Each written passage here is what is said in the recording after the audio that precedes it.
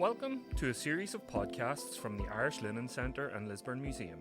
In these podcasts, we talk to historians, journalists, authors, and community practitioners, and invite them to share their research, their love of museums, and their thoughts on the role museums play in society. This podcast has been made possible with the generous support from Lisburn and Castlereagh City Council. Hello and welcome back to the Lisburn Museum. Joining us on the penultimate week of our Winter Talk series is Dixie Dean, who is here to talk about the plight of the big houses in Northern Ireland. Dixie, you're very welcome to the Lisburn Museum. Thank you very much. Dixie, if I could just start with your background. Could you tell us your background and how you came to this topic of the big houses in Northern Ireland and perhaps what it means by a big house? Well, it goes back a long way. I left school, I suppose about 1963, without any careers office. And my intention was to play cricket for England. That was my only ambition in life. Until the art teacher came to me and said, why don't you can draw a bit, why don't you try architecture? So, cut a long story short, in 1964, I found myself studying architecture at Belfast College of Art. And our studio master set us the task of writing a thesis on the gate lodges and estate entrance gates of Northern Ireland. And I was smitten immediately, not necessarily by the gate lodges, but the whole setup of the big houses up the avenue. But my interest, that had an influence on my practice of architecture in that I wasn't too keen on the concrete and glass part of things, rather than the historical side. And I say most of my buildings after that were all pastiche, sort of neoclassical, and indeed neo-Tudor. And the term big house, it probably covers a wide range of things. Could you give us a couple of examples of what you mean by the big house? The definition of a big house is very difficult to define in that, everything's relative. It's certainly a lot bigger than our houses, I would have thought. You said that the big houses were very influential on you, and there was a time when building of big houses was in vogue. So when was we termed the golden age of big houses? The golden age, it's quite simple, because certainly in the north of Ireland, the building of big houses was limited to 2 centuries. Simple as that, 1720 to about 1920. Building of big house didn't begin until really calm had descended on the island after 1690. That was the golden period, really, and it was very short. And where would we find some of the local big houses in the Lisburn area? Well, it would have been very close to the linen mills. Further afield, it would have been like Brook Hill, for instance, towards Ballinderry. It would have been where ground was fertile. So it would have been very close to the owner's place of business, yes, or business interest. Yes, like the big linen magnates, like at Glenmore, the Richardsons. Strangely enough, the linen merchants' houses have survived far better than most. And what do you think the reasons are for that?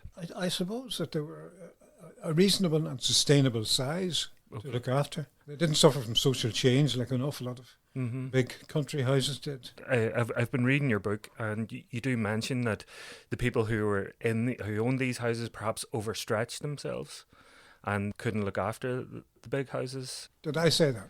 Yes, yeah. Indeed. This is true because there was an awful lot of folly involved. For instance, the heir immediately inherited. He may have frittered away a fortune. It certainly happened to a big house down in Auchnacoy called Garvey, and it was started in 1812. And by 1815 it was completed, and he had fled to France because his creditors were chasing after him. And that's shortest lived house I can think. There are different styles. You've mentioned 2 different styles that you were influenced by. What are the variations in the big houses in terms of style? Did they follow a style that was either local or UK or even Europe-wide? Well, no, they were initially, they could be quite plain. The gentry farmers' houses were very plain and vernacular.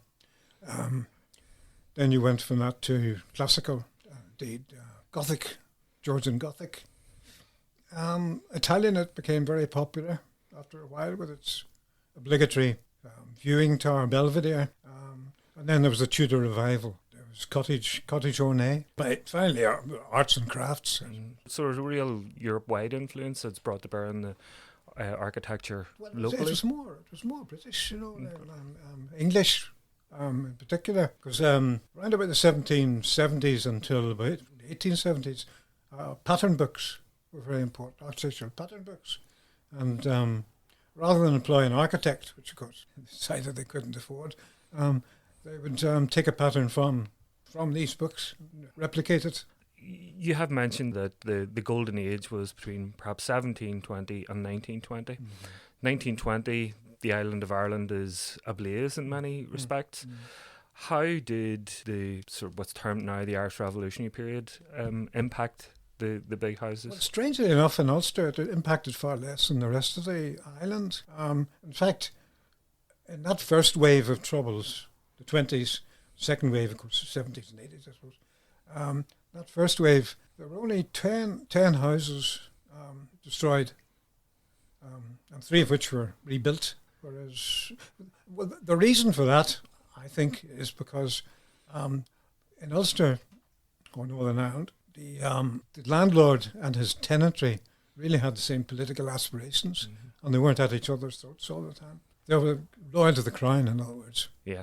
In your book, you've talked about the depressed state of many of the big houses. Do you think now, in more recent times, there's been more of an urge or a culture of preservation of these big houses? Absolutely, no doubt about it. And I don't think it's a coincidence that it coincided with the formation of the Ulster Architectural Heritage Society. They made everybody aware of our architectural heritage, and they lobby like mad. They lobby the public. They lobby ministers. They lobby planners. They're constantly on the monitoring the situation. And I suppose there are some of the big houses that are managed by the National Trust, things like that. Is that a factor, that these are more carefully managed, the ones that are in those hands? Well, they certainly make everybody more conscious of what we have. And do you think there's a way to go to improve our understanding and appreciation of the big houses? I think possibly it's in the hands of the planners and the authorities to be more strict upon. There still are some outrages about, not as many as there used to be, but for instance, J.A.K House in Fermanagh and Favour Royal in Tyrone are just lying there rotting away. In terms again of partition of the island in the 26 counties of the south, is it much the same in terms of the state of the big houses, or who they're managed by, or who's in charge? Well, they're very active down south as well with the Irish Georgian Society. And, things have changed dramatically down there as well. You have been involved in this area for quite a while, and is there any item that you have come across in your research which you would place in the Lisburn Museum? Well, I mean, I've only become conscious of it. For instance, there are a bit lacking photographs of the insides of these big houses. I can think of Conway has a huge archive of photographs taken internally.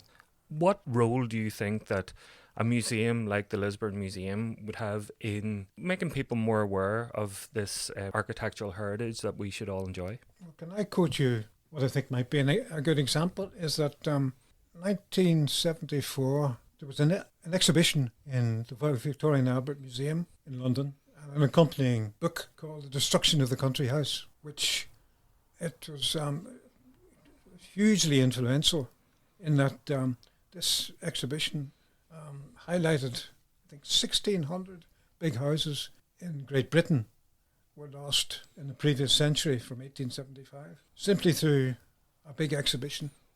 And there's no reason why museums here shouldn't replicate that.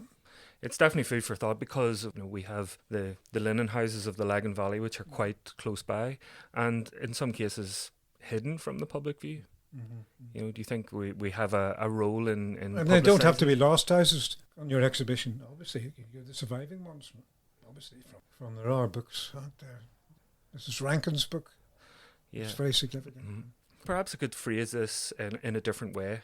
If there was one particular house, big house, that caught your eye, if you could quite possibly put that inside a museum, which house would it be?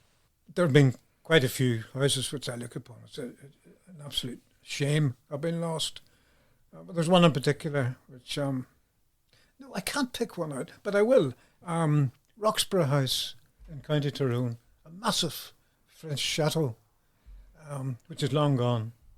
And of course then there was the Tynan Abbey outrage. That was a beautiful house, which they demolished rather than keep it as a picturesque ruin.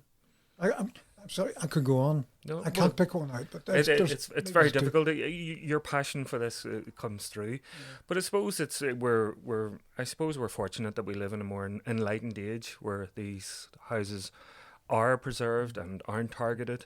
But I'm really looking forward to your talk this evening, Dixie. So thank you for joining me here. Thank you.